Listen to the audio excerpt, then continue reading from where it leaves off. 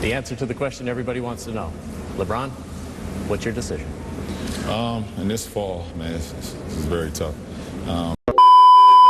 That is the weakest move I've ever seen from a superstar. Plain and simple. That's just how I look at it. What? He signed with the Warriors!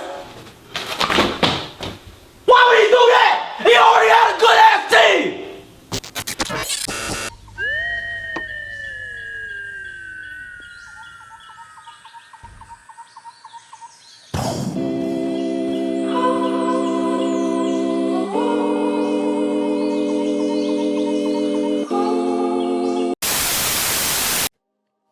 When I say the words player empowerment, what comes to mind? Do you reflect on the past with some rose-tinted lens?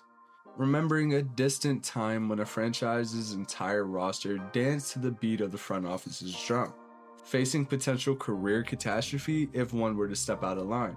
Or maybe you think of the overwhelming power and influence the game's biggest stars now have in a game that they indeed dominate.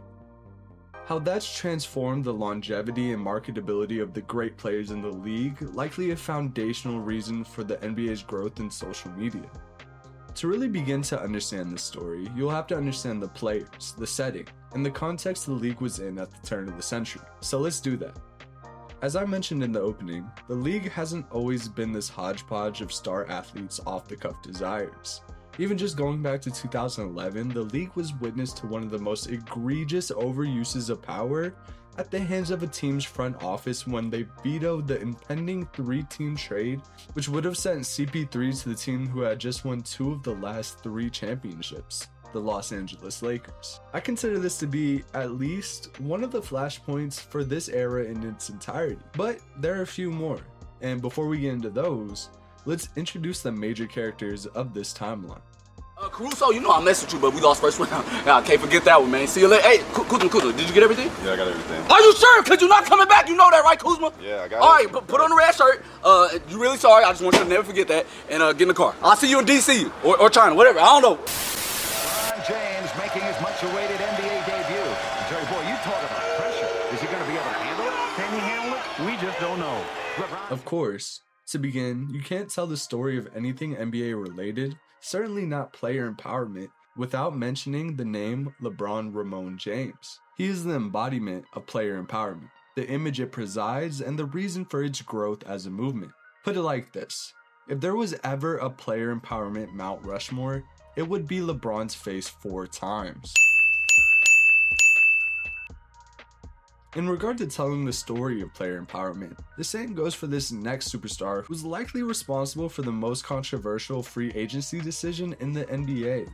Yes, even more than LeBron's decision.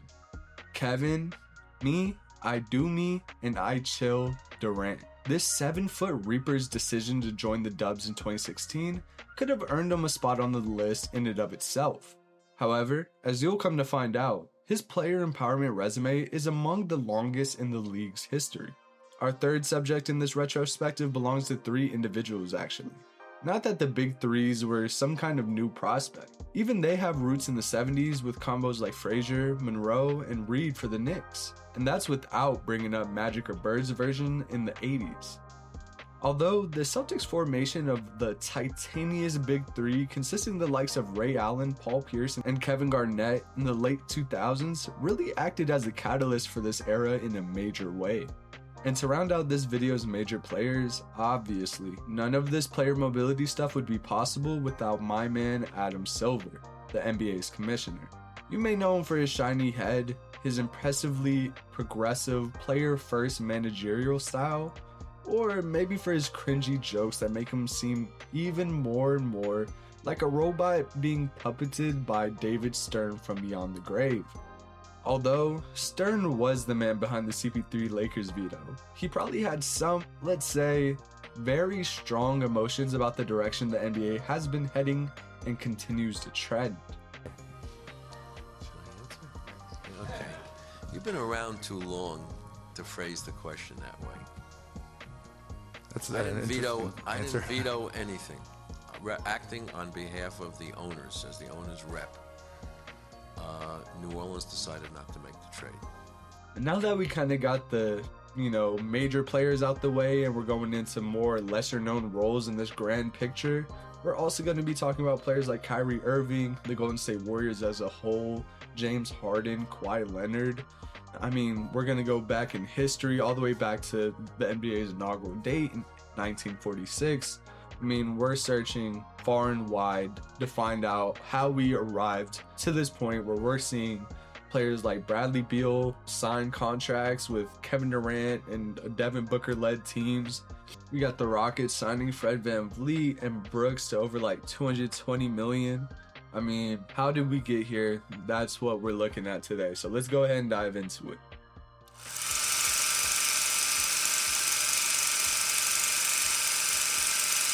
Leading up to our first flashpoint moment, the player empowerment movement was already in full effect thanks to some of the NBA's greats working hard to secure a better position for the stars of tomorrow.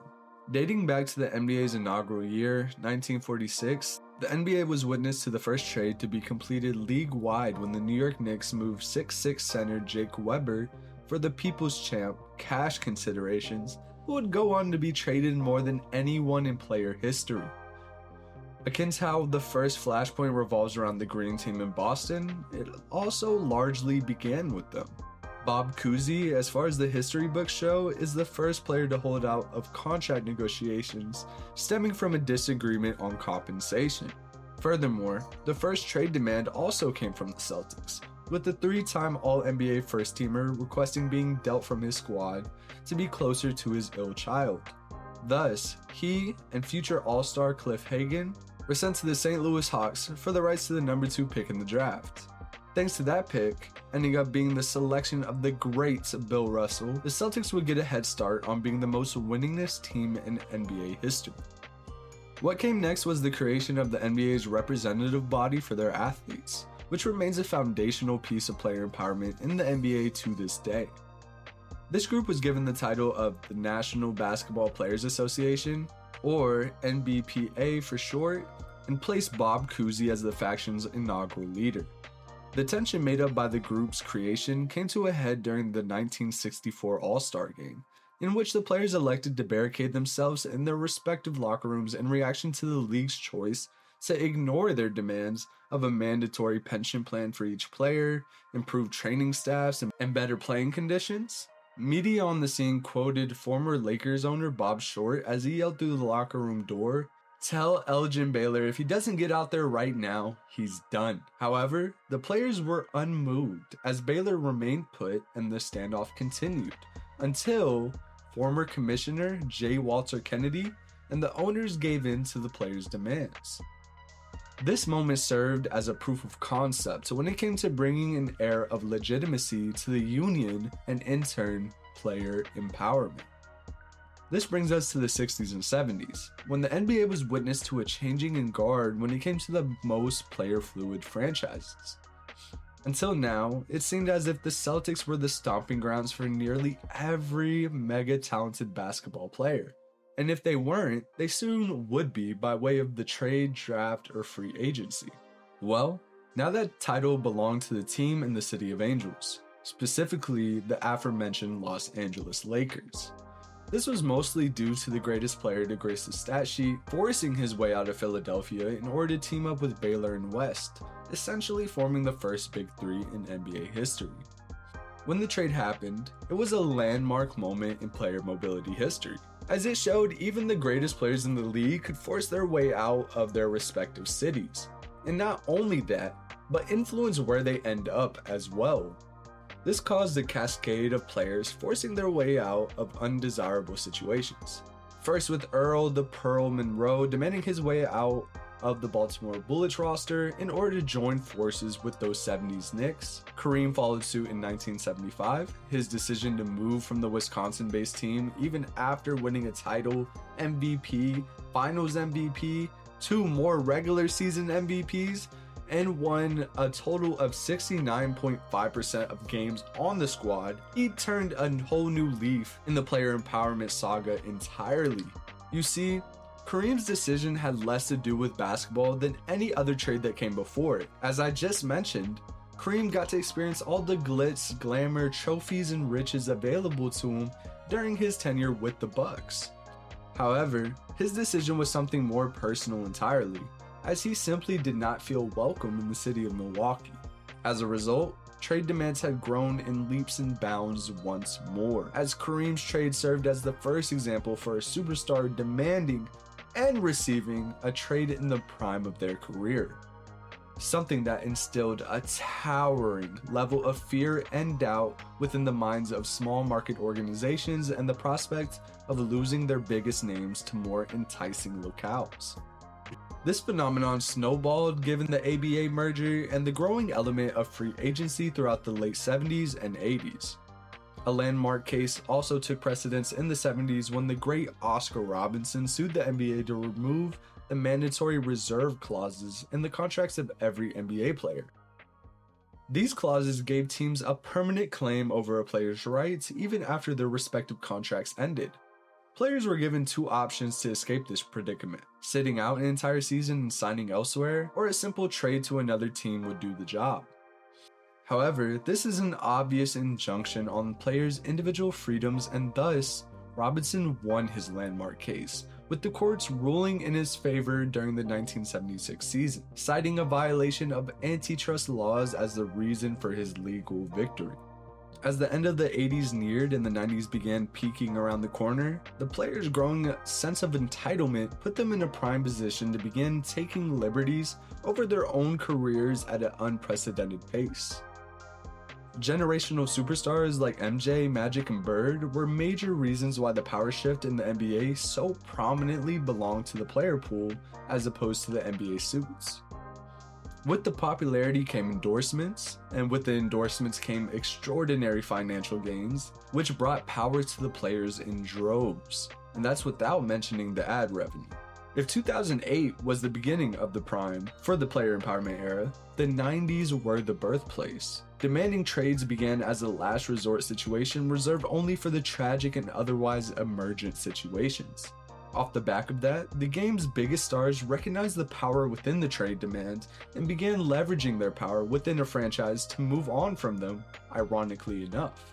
And that brings us to the 90s again, where the NBA started seeing younger and younger players demanding trades while being more provocative than ever. Derek Coleman, who had just finished his rookie season as the highest paid NBA player, thanks to a spike in rookie salaries upon his entry into the league, requested and was granted a trade from his New Jersey Nets after one measly year. That wasn't the end of the 90s NBA player mobility either, as Charles Barkley and Hakeem Olajuwon both requested a trade during the 1992 season.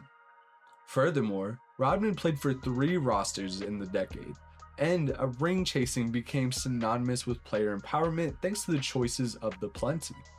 The NBA's next flashpoint moment came in form of the league's 1999 lockout, which became the birthplace of much of the foundational contractual laws that govern the NBA today.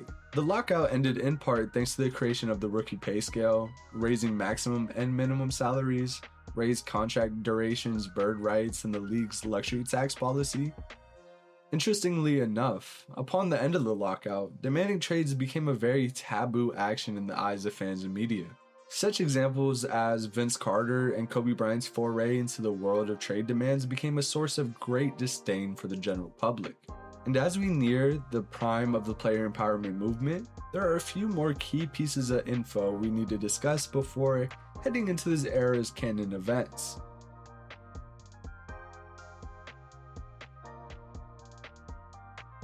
From high-profile trades of Carmelo Anthony and Dwight Howard, free agent signings of Shaq, and more, the early 2000s were no stranger to league-wide fluidity.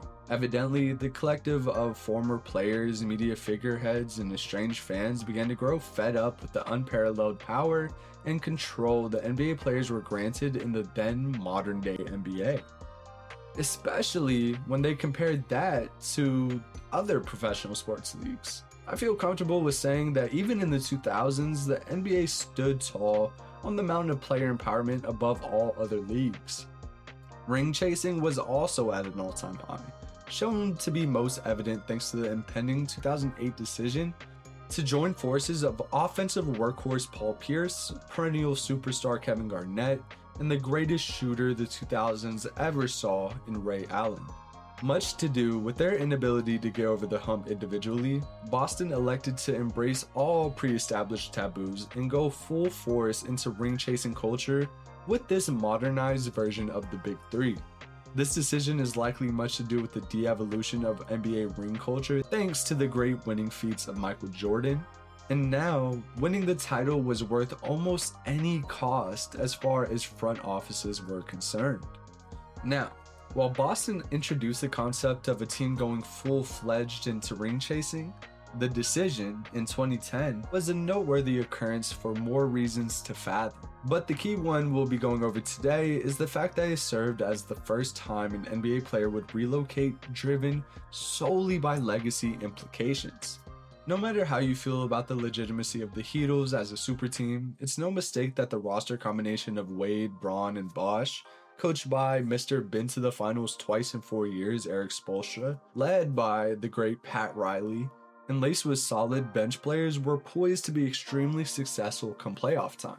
And that's just mentioning the impact the decision had on the court. Off the court, LeBron's big screen moment became a must-have on every sports network's daily show schedule for the next year or so. You can even argue it's the reason he's been a mainstay on these networks for 2 decades now. But more importantly, this decision, ironically enough, would influence every other free agency decision thereafter. Now, if you were thinking about making an offseason move, you'd have to consider the basketball and the brand implications. While once viewed as a villainous decision, LeBron's choice is now revered as ahead of its time and served only to benefit his legacy in retrospect. Well, depending on who you ask. The 2011 lockout is another notable event of this timeline, which was essentially the result of owners wanting a bigger piece of NBA profits. This was a small step back for the growing NBA player-first mentality, but not something that put out the fire altogether. This owner hot streak would roll until the league's front office eventually compromised with a change you may or may not recognize known as the Supermax contract. If not, the new contract allowed for teams to award certain experienced, award-eligible, and further accredited superstars in the league to be awarded 35% of the respective team salary caps.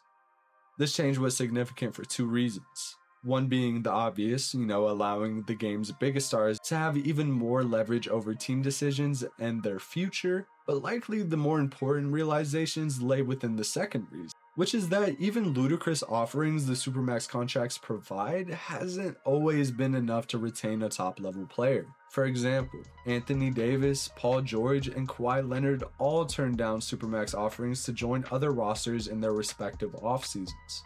This brings us to the real important part, the crux of all this. The fact that the biggest possible contracts in the NBA aren't enticing enough anymore to retain superstar players. And that may be the single biggest issue with the league from the owner's perspective in today's NBA. If you can't control a player's future via bylaws, that's one thing, but not able to retain superstar talent even when offering routinely the biggest contracts the game's ever seen, that's broaching apocalyptic standards as far as front offices are concerned. And while we're on the topic of contracts, complicated ones at that, I think that nicely segues into our final flashpoint of the era and what brings us into today. Our next subject, Kevin Durant, is a mold breaker for a multitude of reasons, but one most important to us is the fact that he could make up nearly 3 player empowerment flashpoints by his lonesome. We'll be focusing on the first one, but honestly, his departures from the Warriors and the Nets were nearly as momentous as any of the examples of mobility we discussed today. On a surprisingly cool day during the 26th summer in the Hamptons, the Warriors Armada flew out for the opportunity to be one of 5 teams to have the chance of courting the basketball reaper sitting in the mansion's home office.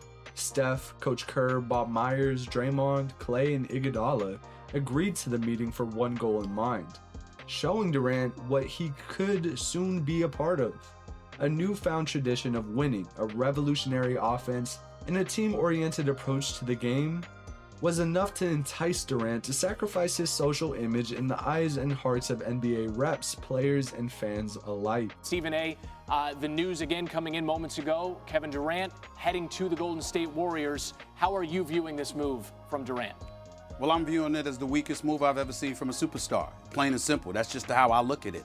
With that July 4th Twitter post supplanted in my memory for likely the remainder of my life, basketball history had forever been changed by one stroke of the pen. Kevin Durant had inked a 3-year deal with the most winningest team in NBA regular season history, and the league is still recovering from the implications of that decision. In one fell swoop, the entire league was turned on its head thanks to the decision made by the Slim Reaper. Durant's decision-making process wasn't necessarily flawed at all either. Instead, he knew what it would take for him to be spoken about amongst the greatest to ever grace the hardwood. Anyways, he faced his critics one way or the other, through courtside banter by way of the first recorded NBA player Twitter burner in hoop history, a story that likely deserves a whole video to itself. Durant, now with the steepest expectations following his every dribble, was stepping on the court with the first ballot Hall of Famers like Steph, Clay, and Draymond on a nightly basis. As for team fit, there was no better superstar to be placed in that system predicated on movement, screens, and most of all, unselfishness. Durant would go on to make similar decisions in regards to free agency and player mobility at least twice more in his storied career. So, that leads to probably the most important question regarding this flashpoint. What motivates Durant when it's all said and done? Is it legacy, stats, fun? What should other players be motivated by? And how has Durant's decision affected that? Well, like I said before, that brings us to today, where we're witness to superstar athletes leveraging their unprecedented power on an annual basis. 4 years back, it's AD forcing his way out of NOLA, Kyrie making his way to Luka just this past season, PG-13 and Kawhi's link up in LA, and need I say any more about whatever the Phoenix Suns have been doing the past couple of years, especially this offseason. And we already talked about the Rockets. It's tough to say whether the upward trend of player mobility is a good or bad thing, especially when the atmosphere around it changes so much based on perspective. As for who's to blame, you could say Bron, sure, you could say Durant. Hell, if you really wanted to, you could date this movement all the way back to Bob Cousy and blame him for all the wishy-washy rosters we see in today's NBA. At the end of the day, I'm really curious to see what, if anything, you guys all have to say about how you feel individually about the idea of player empowerment.